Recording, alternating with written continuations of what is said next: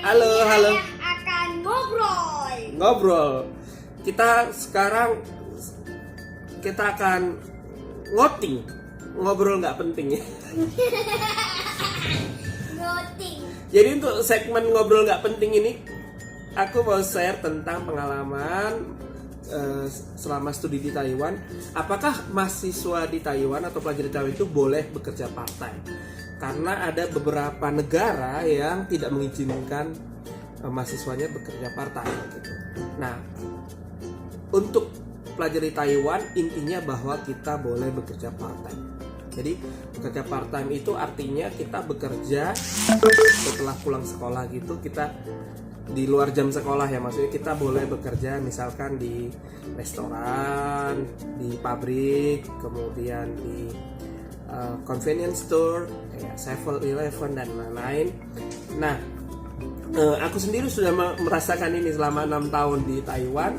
Ada beberapa pekerjaan part-time yang sudah aku jalani, seperti pernah bekerja di resto Taiwanese ya. Resto Taiwanese itu, kemudian pernah bekerja di resto Indonesia, kemudian sekarang kita juga sering jual-jual makanan gitu untuk teman-teman di Indonesia.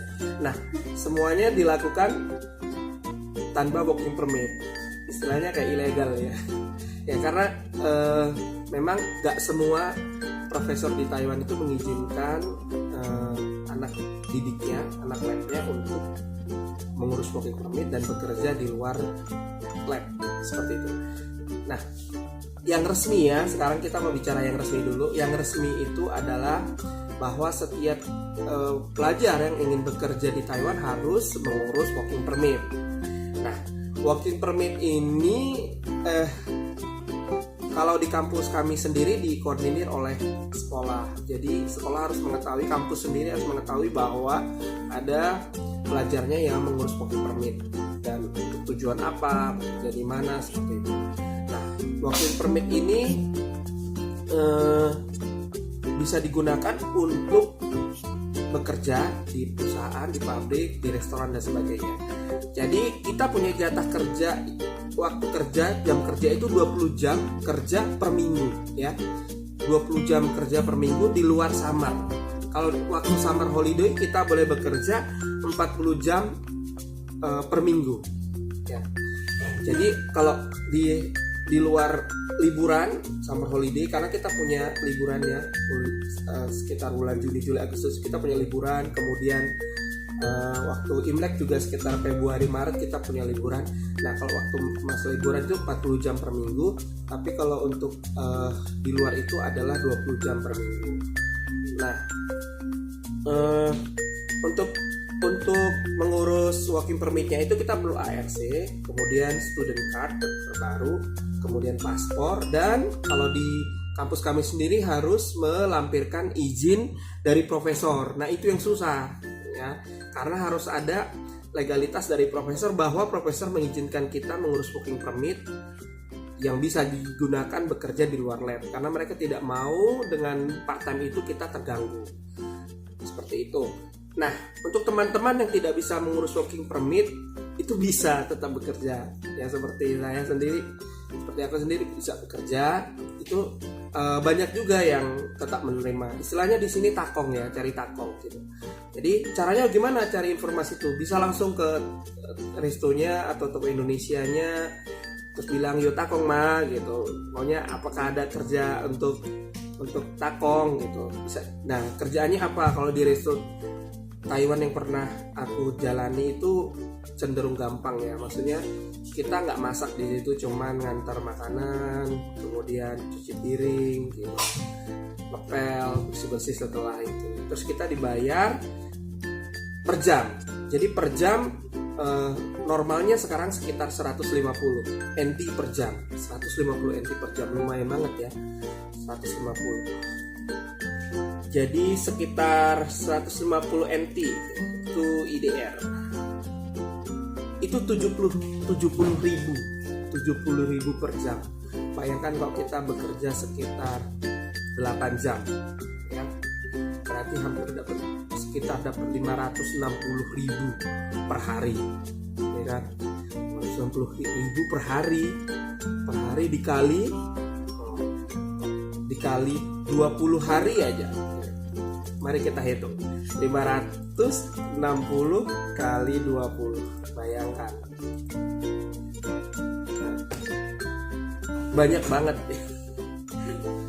Banyak banget hasilnya. Jadi kerja part time ini kadang kala memang hasilnya lebih banyak daripada beasiswa di lab. Ya, beneran seperti itu. Langsung pusing. Jadi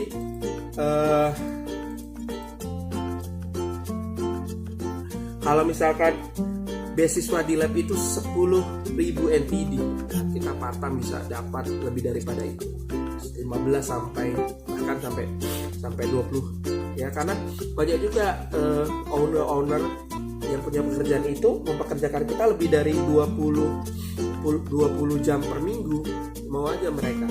Nah, tapi ya namanya ilegal itu tetap ada risikonya. Jadi ada risikonya, misalkan kalau tiba-tiba di sini sering ada razia.